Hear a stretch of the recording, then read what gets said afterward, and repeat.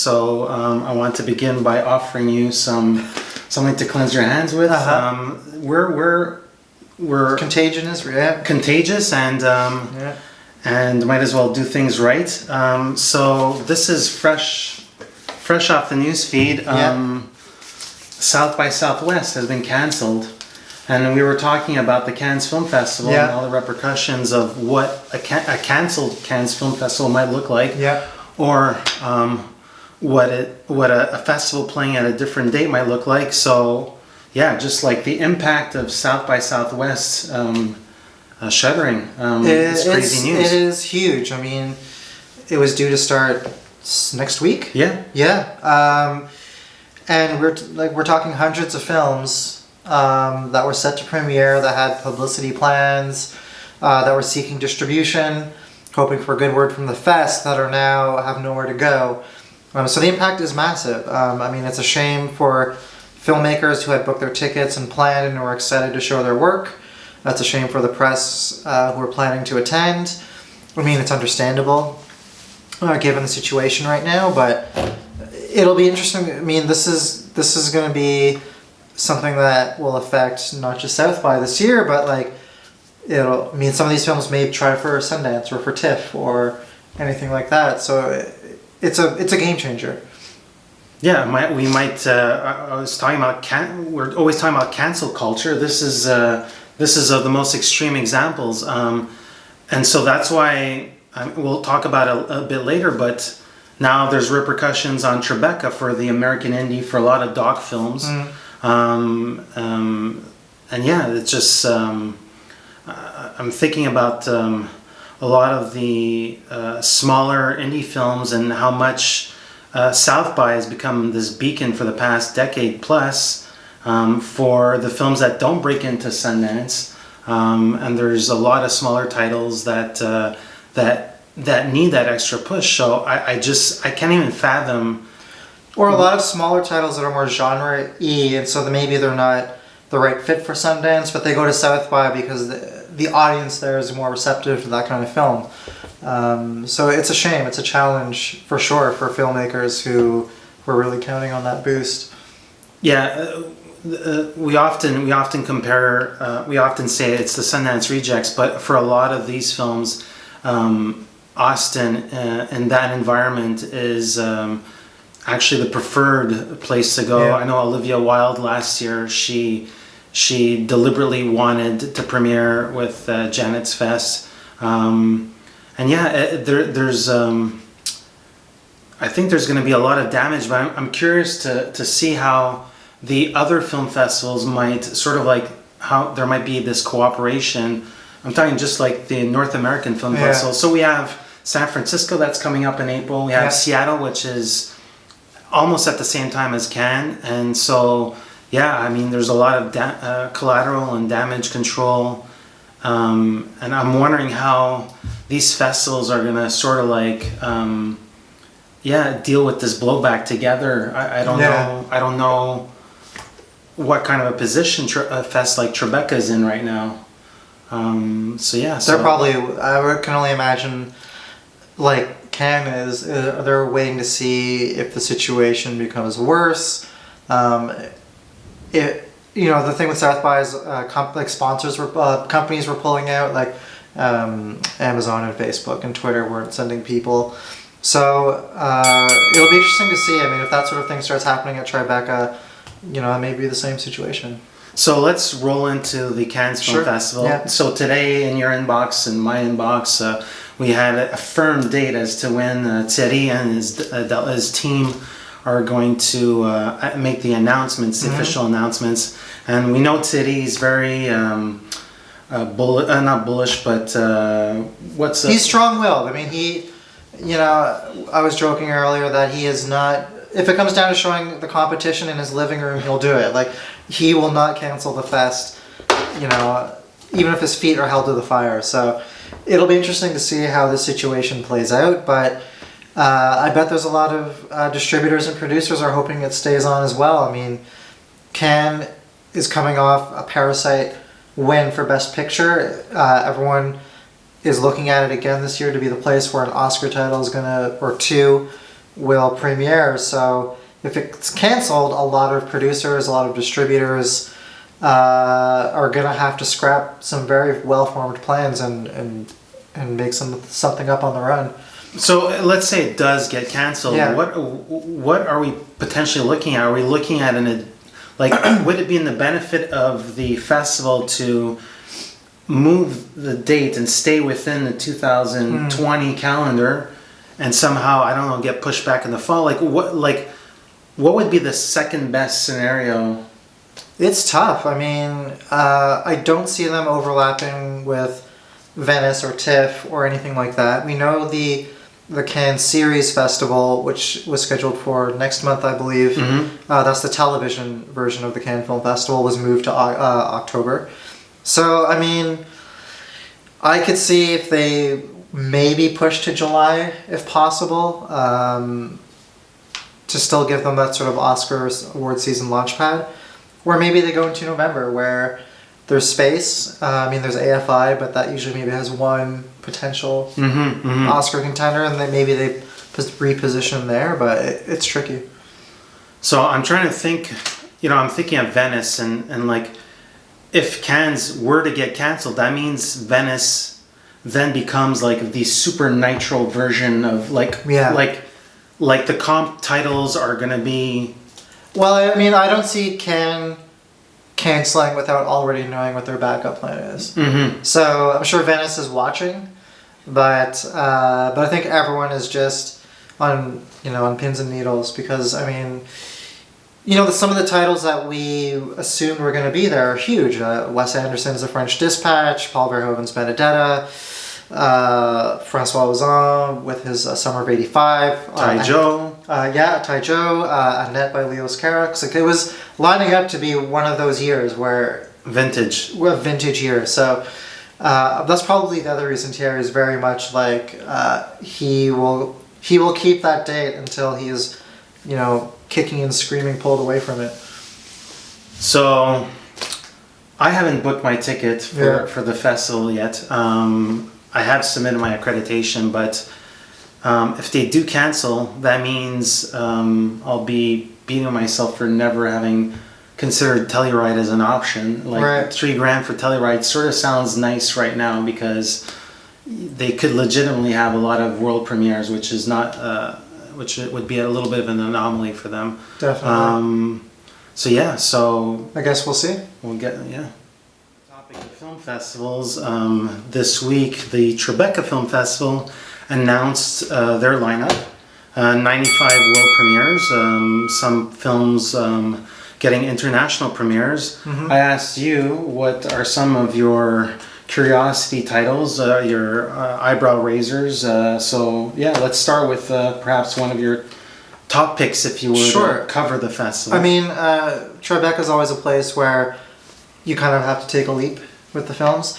But one that jumped out at me was Rodney Asher's A Glitch in the Matrix. He's a filmmaker who likes to, his Stanley Kubrick doc, on the face of it, seems a bit silly, Room 237. This one again, but it turned into something that was really compelling. And this one here, it tackles the subject on if we're living in a simulation or not, which again, on the face of it, a bit silly, but there's no doubt he'll do something interesting with it. So I'm curious, very curious. How about you? Yeah, I was a big fan of 237, so yeah, you take it with a grain of salt. Top of my list is actually Chad Hartigan's Little Fish. It's a film that he did late last year in Vancouver, and that stars Olivia Cooke, Jack O'Connell, and Soko. And it's a blacklist screenplay, so it's something that it's material that came to him, and it's an apocalypse romance.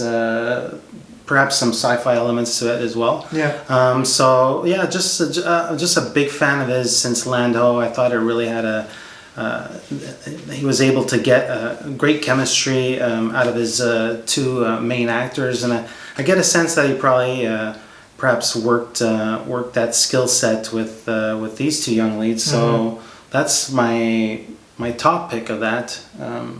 of Tribeca. Okay. Let's go back to you. Yeah, sure. I mean, another title that's more of a curiosity, given it stars Pablo Schreiber and Jenna Malone, is Lorelei. It's by a filmmaker named Sabrina Doyle. She's made a ton of shorts. I believe this is her debut. It's about an ex-con moving back home and reconnecting with an old flame. And again, like, could be anything, which is kind of the excitement of it. Mm-hmm. So I like the log line. I like the cast. And again, I was curious. I'd love to see it. Well, there's another filmmaker that's sort of like we lost sight of him a little bit. The filmmaker behind Miss Bala was working on a project with one of the Fanning girls, and it didn't get any play, a completed film, and I think he sort of like perhaps lost his way in a bit. He did some TV, but he made a film called Coco Loco, which I had no idea. It was completely off the radar. Yeah. And so that's Gerardo Naranjo, I think is how you pronounce his name. And this one stars, this one's about a tropical seaside village. And it looks like a not a threesome, but a triage, a drama, if you will. And yeah, there's some elements of that might disturb. So it follows along some of his earlier work. And another film that I'm curious about is Michael Winterbottom's next chapter in the Trip series. So yeah, that's going to be an obvious highlight for that fest. Yeah, Trip to Greece should be.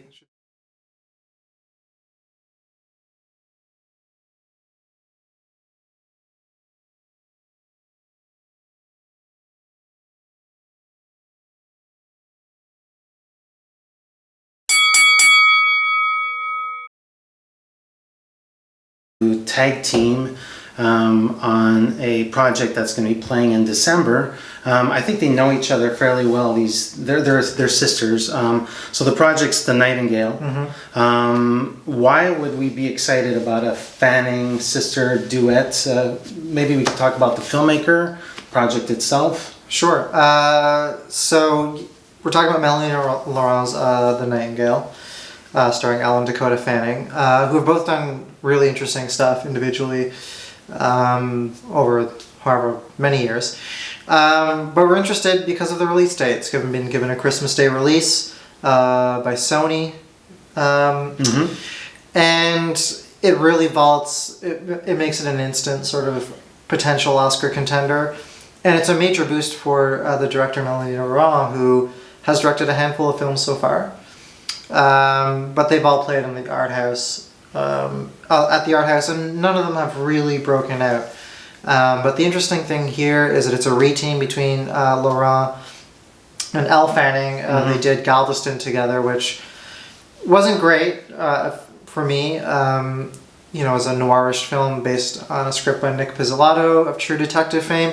Didn't quite work, but Melanie Laurent has been ambitious. This is a very ambitious picture, and clearly Sony has faith in it. So Melanie Laurent, she's obviously an actress. We've known her for acting roles. She did the Adopted in 2011, did 2014 Breathe, 2015 a doc film called Tomorrow, Diving in 2017, which I believe played at TIFF. Yeah. So she's been hacking away at filmmaking in a really short time span. She does have a curious camera and a sensibility. I think she's interested in not coming of age necessarily, but she's curious about youth. So something about the French Resistance and the fact that, you know, like Tarantino, like she's familiar with that epoch or that year. The film hasn't gone into production yet, so she's gonna have maybe 2 months, 3 months in full production. Do you think it's a little bit too early? Think so. I mean, listen, Clint Eastwood can shoot a movie today and it'll be in theaters tomorrow. I don't think so. I mean, it's clear that Sony believes it'll be done in time. I'm sure they're already planning how they're going to roll it out in the fall, and they've probably put a great team around her. So I have no doubt that if they're announcing the date, they're going to hit it. I think Melanie Laurent has obviously directed quite a handful of films, so she knows what she's doing and what will be needed to get it done. And clearly, with the support of the Fanning sisters, who both signed on, I mean, it's going to be fascinating to see it come together. So The Nightingale is based on an international bestseller. Was translated into many for many countries. It's good. This is a major step for Laurent. It's a much bigger film project. Yeah. I like the comparison with Gerwig. Sure. Yeah. Sort of like going from a smaller model to perhaps a larger canvas and production dollar tag. And a period piece as well, like World War II film. So a lot of things to keep an eye out for. Cool. Kevin, François Ozon is at it again. News that's sort of off the radar appeared this week. So he's not even at Cannes with his next project, and he's already getting set or ready for his God knows what number film this is. So Tout, passé with a big actress named Sophie Marceau. Yeah. Essentially, this is based on a screenplay by the scribe who did Claire Denis' Friday, and Ozon also worked with the same scribe for 5x2. And so Tout passé, essentially, it's about a daughter who reunites with her father, who suffers a stroke, and she's on her way to Switzerland, and where they have different rules set there in Switzerland, and so it talks about childhood trauma, memories, and euthanasia, which is a big deal in Europe and advanced societies. So yeah, Ozon is at it again. Yeah, I mean, he is to France what I guess Soderbergh is to America. I mean, the nice thing about François Ozon is he's always changing genres. If he does a drama, he'll do a thriller next, and if he does a thriller, he'll do something else next. So you're right, Summer of '85 is his next film. It's presumably in the can, waiting to go to Cannes. I believe the film before that was Double Lovers. Yeah. Yeah, so then that was like a complete... Oh, Grace by God. Oh yeah, that's Grace right. by God. Yeah, I'm wrong. So he went from Double Lovers, which was a very erotic, Hitchcockian thriller, to By the Grace of God, based on a true story. Excellent film, which should have gotten more attention, about the child abuse scandal in France and the church, and a coming-of-age story coming up, and now this, which is looks like another gear shift. Ozon, what's fun about him is he's not afraid of working with legendary actresses, Mastriani and Deneuve, and apparently he's been chasing after Marceau for a while. He wanted to have her on a couple of projects, I believe. So Marceau finally said yes. So clearly for Sophie, who's very picky about her roles, she sees something here that could play maybe like Haneke's Amour in a way, end of life, heavy dramatic terrain. Yeah. Yeah, no, it'll be interesting to see it come together, and yeah, I'm just excited he's doing another film. It's always I love filmmakers who just keep going and just are ready to move on to their next project with something new to say, and it'll be exciting to see what it is. I think we prefer him to Winterbottom. Winterbottom does pretty much the same thing, where he's not afraid to go from one genre to the next. They announced sort of like this, again, this off the radar, but there is some supporting cast already in place. There's Laetitia Clément and André Dussollier.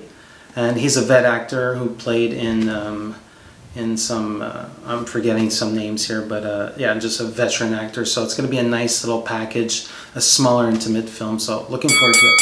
Another French filmmaker to look out for. And this one's another project that's off the radar. So Eva Husson, who gave us Girls of the Sun 2 years back, that was a Cannes competition title. One of the 3 female filmmakers for that year. And she gave us Bang Gang, A Modern Love Story in 2015, which I believe had the world premiere at TIFF. So she's about to go on to her 3rd feature film sometime this summer. And it's an interesting package. It's worth highlighting here, or underlining. An unseasonably warm spring day in 1924, 22-year-old Jane Fairchild, a maid at an English country house, meets with their secret lover and young heir of a neighboring estate. So we got some hierarchy, social class juxtaposition there. No acting talent has been announced, but so far this is what we know, is that the writer is actually Alice Birch, who did Lady Macbeth, and I think we're both huge fans. Big fan of the film, yeah. So, how do you feel about? I forgot to mention the title. It's called Mothering Sunday. So, What do you think about this little package so far? Being it Eva Husson's perhaps English debut. Yeah, I mean, we'll see if it's English, French. The producers are English for sure. So Stefan Woolley and Elizabeth Carlson are the producers. Exactly, and they've been around for ages. They've done The Carol, they did The Crying Game, they did Colette more recently. So having that duo behind the project is certainly intriguing. It means there's something to the material that interests them. And I mean, listen, she's a filmmaker to watch. Her films have been provocative. Envelope pushing a little bit. So, I would not be surprised if they're already thinking about the Croisette next year and getting another Cannes shot. So I'm very curious to see if it's going to be stars in the film, or if she'll go again for sort of smaller, younger names that are emerging. Yeah, for me, the big. The biggest trait about this project, it really is the scribe. Lady Macbeth for me, it was, I think his name is William Oldroyd. Yeah, a remarkable directorial debut. Yeah, and a star-making turn for Florence Pugh, and a great script. Yeah, a really, really great script. And so I'll probably adhere to mannerisms of that era, to certain formalities, and perhaps get us. I don't know if Little Woman is too far off of a comparison, but what's the era again? This is 1924.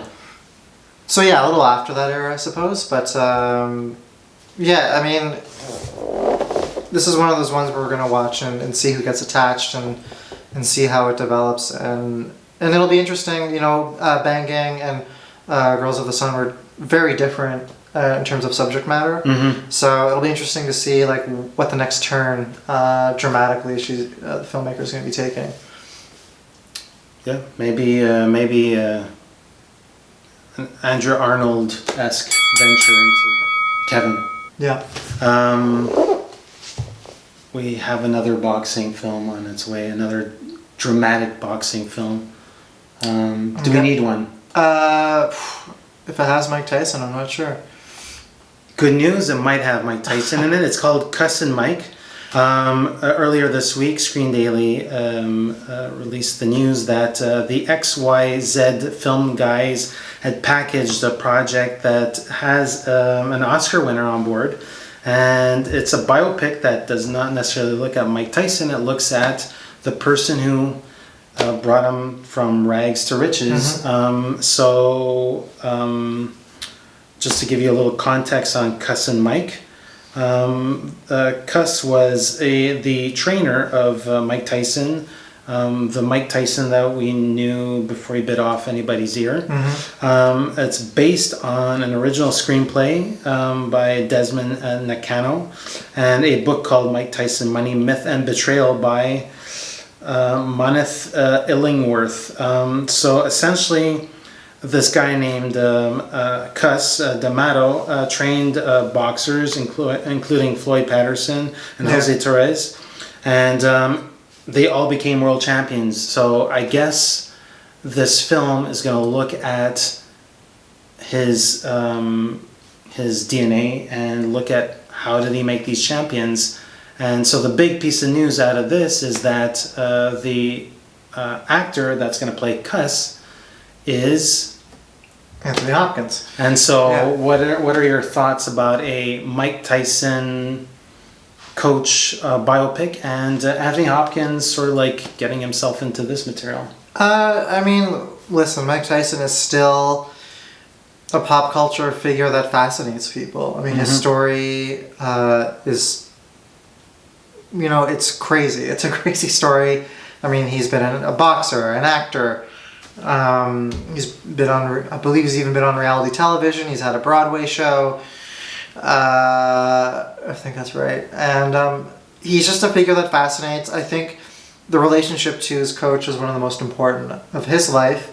Certainly for the coach, it changed his life as well. So it is. There is a lot of material to mine there. Whether or not there's an audience for it remains to be seen. But I think the casting of Anthony Hopkins is fascinating. I think it's really a rich role for him. So the filmmaker, we were discussing this beforehand, we're not big fans of. So it's Nick Cassavetes. He did The Notebook. That's his most notable title, I think. I'm a big fan of Alpha Dog, but I believe he did John Q with Denzel Washington. Exactly. She's So Lovely, Unhook the Stars. But he's been attached to so many projects. He's become one of those filmmakers where I'll believe it when I see it. What are your feelings about Cassavetes? I think I would be more excited for the project if there was more of a name filmmaker behind it, an auteur. But so that's my hesitation, is that Nick Cassavetes, he's a journeyman. Like he gets it done, he does the job, but there's no sort of stamp there's no artist stamp on the work, So that's my hesitation. We'll see how it plays out. But for me right now, the selling point is Hopkins and what he brings to the role. So definitely a performance piece, and we'll get into the boxing mindset of a very specific era and how he was able to create these monsters or these champions. Hey, this is Eric from IndieSponge. Check us out every Friday.